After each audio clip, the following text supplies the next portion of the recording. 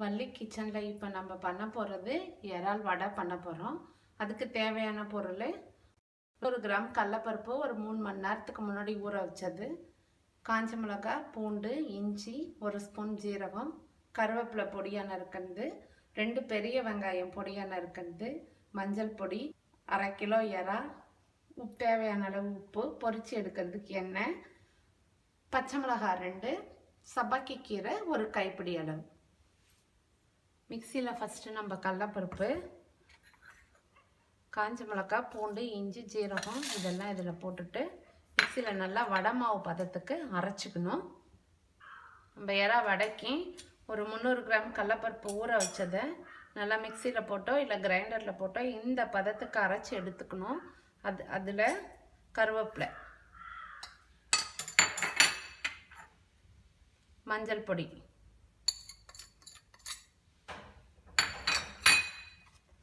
அரை கிலோ சின்ன இறா இது. இந்த இறா இதில் மிக்ஸ் பண்ணிக்கணும்.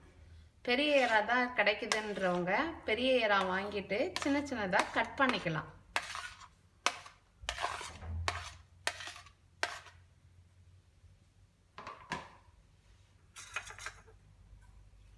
ரெண்டு பச்சை மிளகாய்,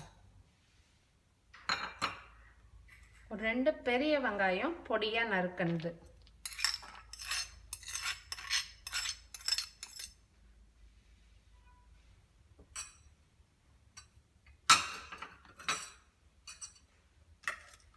சப்பாக்கி கீரைன்னு சொல்லுவாங்க. இது நல்லா இருக்கும் போட்டிங்கன்னா. இந்த கீரை 1 கைப்பிடி அளவு போட்டணும்.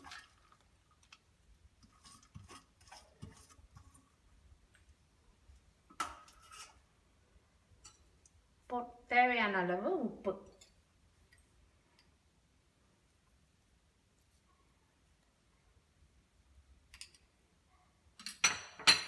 போட்டுட்டு இதை நல்லா மிக்ஸ் பண்ணிக்கணும்.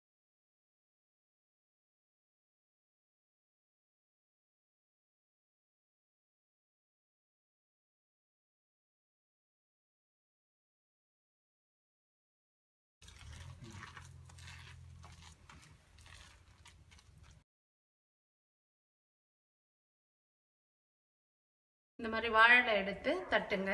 வாழை இல்லாதவங்க ஒரு பிளாஸ்டிக் கவரில் ஆயில் தடவிக்கிட்டு அதில் தட்டிக்கலாம். தட்டிட்டு எண்ணெய் காஞ்சிடுச்சு. இப்போ இதில் போட்டுடலாம். இதுக்கு ஜாஸ்தி எண்ணெய் காயக்கூடாது, மீடியம் ஃப்ளேவரில் வச்சு காயணும்.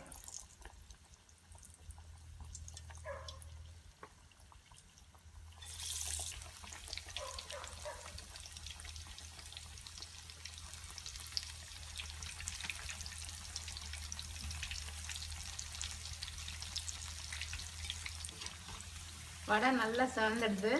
இப்போ நம்ம இதை எடுத்துடலாம்.